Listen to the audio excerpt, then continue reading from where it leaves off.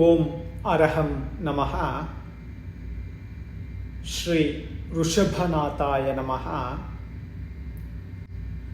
ಶ್ರೀ ಮಾನತುಂಗ ಆಚಾರ್ಯ ದೇವ ವಿರಚಿತ ಭಕ್ತಾಂಬರ ಸ್ತೋತ್ರ 40. ಕಲ್ಪಾಂತಕಾಲ ಪವನೋದ್ಧತ ವಹುನಿ ಕಲ್ಪಂ ದಾವನಲಂ ಜ್ವಲಿತಮುಜ್ವಲ ವಿಸ್ಫುಲಿಂಗಂ ವಿಶ್ವಂ ಜಿಘಾತ ಸುಮೀವ ಸನ್ಮುಖಮಾಪತಂ ತಂ ತ್ವನ್ನಾಮ ಕೀರ್ತನ ಜಲಂ ಶಮಯತ್ಯಶೇಷಂ. ಈ ಶ್ಲೋಕದ ಪದಗಳ ಅರ್ಥ ಹೀಗಿವೆ. ಕಲ್ಪಾಂತ ಕಾಲ ಅರ್ಥಾತ್ ಪ್ರಳಯ ಕಾಲದ, ಪವನ ಅರ್ಥಾತ್ ಗಾಳಿಯಿಂದ, ಉದ್ಧತ ಅರ್ಥಾತ್ ಮೇಲಕ್ಕೆದ್ದ, ವಹ್ನಿ ಕಲ್ಪಂ ಅರ್ಥಾತ್ ಬೆಂಕಿಯಂತೆ, ಜ್ವಲಿತಂ ಅರ್ಥಾತ್ ಪ್ರಜ್ವಲಿಸುತ್ತಿರುವ,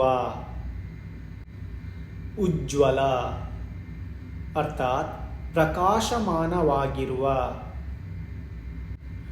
ವಿಸ್ಫುಲಿಂಗಂ ಅರ್ಥಾತ್ ಬೆಂಕಿಯನ್ನು ಹೊಂದಿರುವ,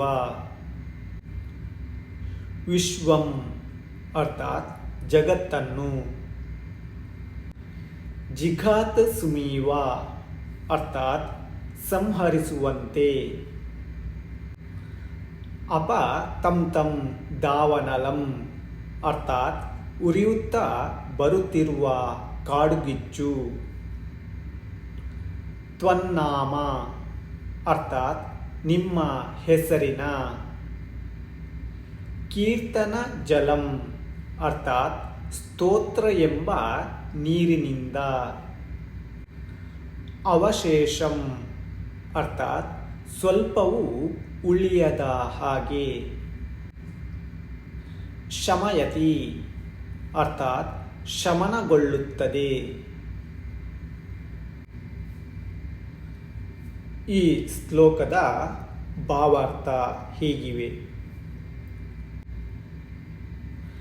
ಕಾಡಿನಲ್ಲಿ ಹುಟ್ಟಿದ ಬೆಂಕಿಯಾದ ಕಾಡುಗಿಚ್ಚು ಪ್ರಳಯ ಕಾಲದ ಬಿರುಗಾಳಿಯಿಂದ ಹೆಚ್ಚುತ್ತಾ ಪ್ರಜ್ವಲಿತವಾದ ಬೆಂಕಿಯ ಕೆಂಡಗಳು ಮೇಲಕ್ಕೆ ಎಸೆಯುತ್ತಾ ಲೋಕವನ್ನೇ ನುಂಗುವಂತೆ ತೋರುತ್ತದೆ. ಇಂತಹ ಭಯಂಕರವಾದ ಕಾಡುಗಿಚ್ಚು ಸಹ ನಿಮ್ಮ ನಾಮಸ್ಮರಣೆ ಎಂಬ ನೀರಿನಿಂದ ಸಂಪೂರ್ಣವಾಗಿ ಆರಿಹೋಗುತ್ತದೆ. ಸಾಮಾನ್ಯವಾಗಿ ನೀರು ಬಿದ್ದರೆ ಬೆಂಕಿ ಆರಿಹೋಗುತ್ತದೆ.